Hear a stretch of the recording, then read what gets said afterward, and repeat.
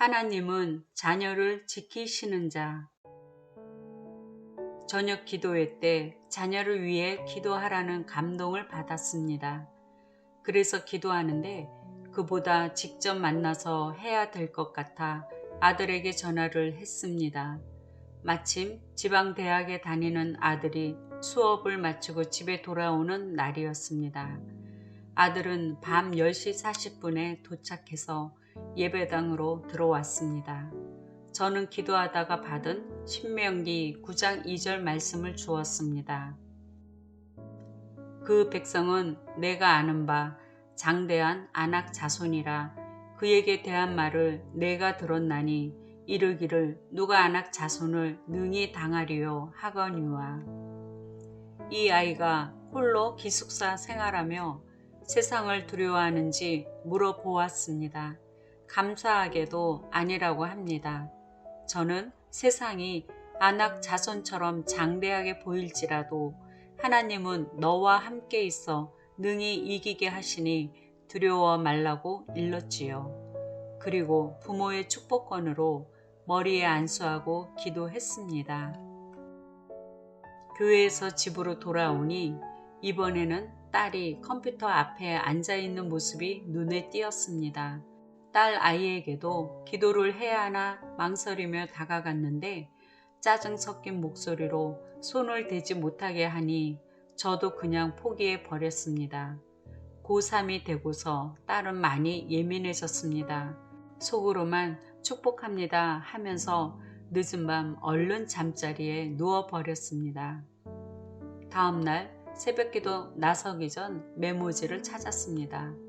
등교하는 딸을 못 만나는 터라 빵을 먹고 가라는 메모를 적는데 제 마음속에서 자꾸 하나님은 너를 지키는 자라는 찬양 제목이 떠오르며 그 말을 적으라는 감동이 들었습니다.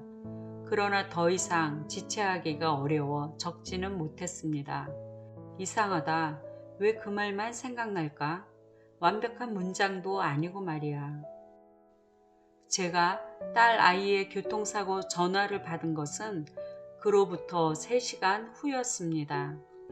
다행히 무릎만 다쳤다고 하지만 부모의 심정은 어디 그렇습니까?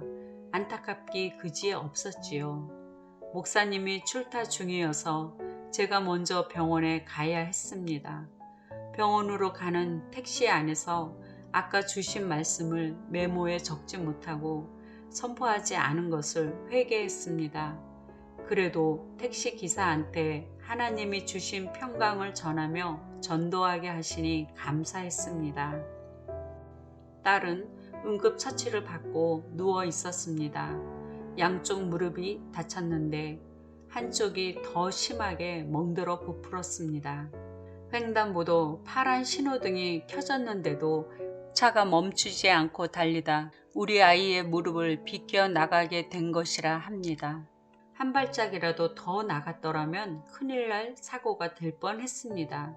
그래도 하나님께서 우리 아이를 지켜주셨습니다. 가해자는 그 병원의 의과 실습생인데 죄인처럼 죄송하다며 벌서듯 서 있더군요. 저는 가해자도 피해자처럼 여겨져 걱정하지 말라고 가서 일을 보라 했으나 끝까지 지켜봅니다.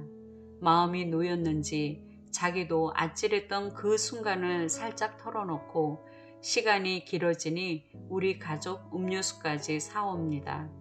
제 안에 계신 성령님으로 말미암아 그 가해자가 하나도 밉지가 않고 오히려 이번 기회를 통해 저 영혼이 구원받았으면 하는 마음이 들어 기도를 하게 됩니다.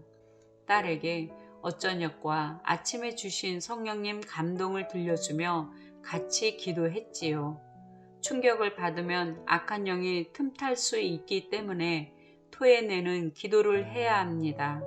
전에 들었던 영안이 열린 여목사님의 이야기를 보태자면 목사님은 고속도로를 지나면서 종종 시커먼 형상들이 도로에 서 있는 것을 영으로 보시는데 그러면 조금 후 그 자리에서 교통사고가 반드시 나는 것을 목격한다고 합니다.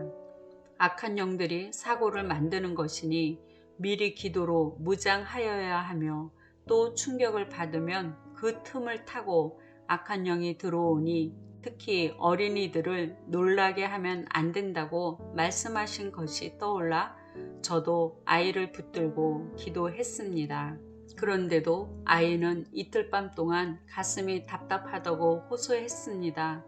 그래서 누인 상태에서 가슴과 배를 쓸어내리며 대적기도와 보혈을 덮는 기도를 하였더니 눈에 빛이 들어오며 나았다고 합니다.